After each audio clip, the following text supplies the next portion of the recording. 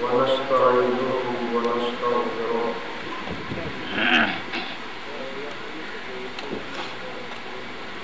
ونعوذ بالله من شرور أنفسنا ومن سيئات أعمالنا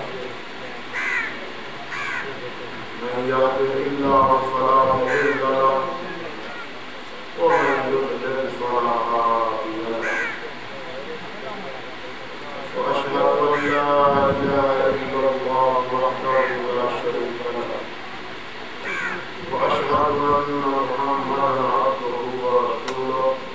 يا أيها الناس اتقوا ربكم الذي خلقكم من نفس واحدة وخلق منها زوجها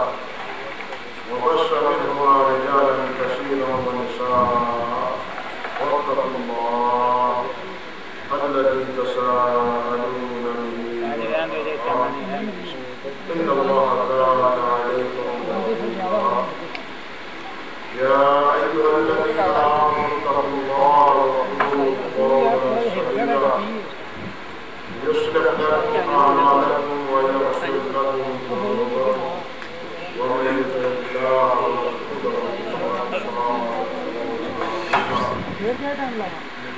اللهم صل على محمد وعلى آل محمد كما صليت على إبراهيم وعلى آل إبراهيم اللهم بارك على محمد وعلى آل محمد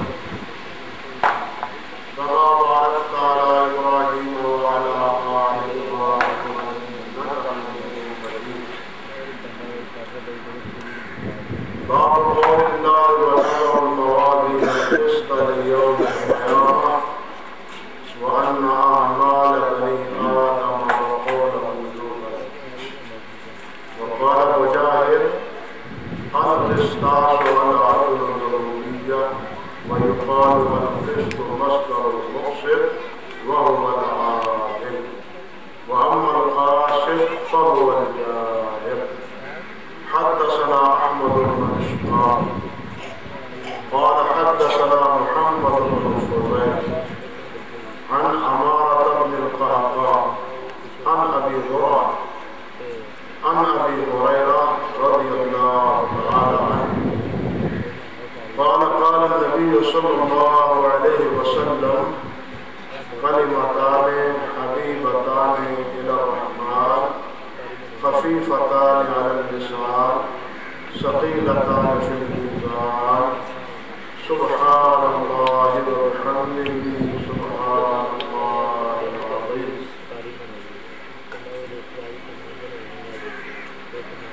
محترم مقرب علماء کرام عزیز بیٹیوں بچیوں جنہوں نے قرآن حدیث پاک کی اس عظیم الشان کتاب کا درس لیا سبق دیا اور آج آخری حدیث کا درس سن رہی ہیں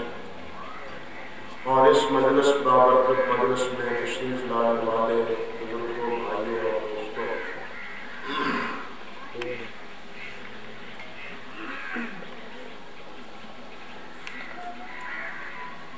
اللہ رب العزت نے جو مقام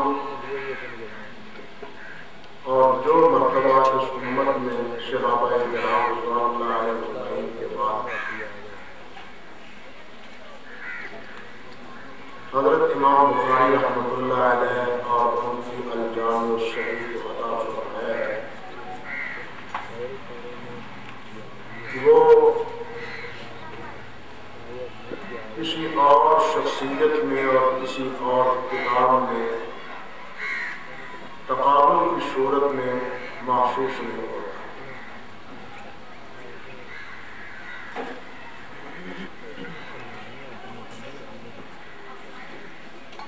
یہ کتاب بالاتفاق یعنی پوری امت کے نزدیک اللہ کی پاک کلام قرآن مجید فرقان حمید کے بعد دین کا سب سے صحیح ترین مجموعہ ہے. یہ ایک ایسا اعزاز ہے جو اس کتاب کے علاوہ کسی بھی کتاب کو حاصل نہیں ہوا ہے۔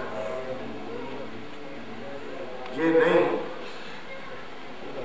کہ اس سے پہلے یا اس کے بعد کوئی اور کتابیں نہیں لکھی گئی یا ان کے لکھنے والے وہ امت کے اعظم رجال میں شمار نہیں ہوتے،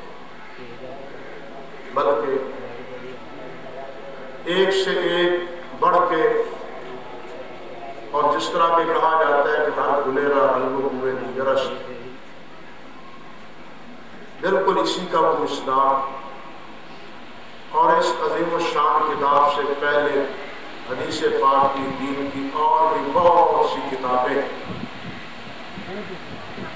عالم وجود میں آ چکی ہیں، اور اس کتاب کے بعد بھی بے شمار کتابیں جو ہیں وہ اہل علم نے دی، لیکن یہ جو احساس اور یہ اختصاص اللہ نے اس کتاب کو بخشا ہے، اور امت کے علماء اس بات پر متفق ہیں کہ قرآن مجید کے بعد دین کا سب سے مستند اور سب سے صحیح ترین مجموعہ وہ یہ عظیم الشان کتاب ہے۔ آپ غور کریں، حضرت امام محمد بن اسماعیل بخاری رحمۃ اللہ علیہ 194 میں پیدا ہوتے ہیں، اور اس سے پہلے ان کے اساتذہ، پھر ان کے اساتذہ کی کتابیں عالم دنیا میں موجود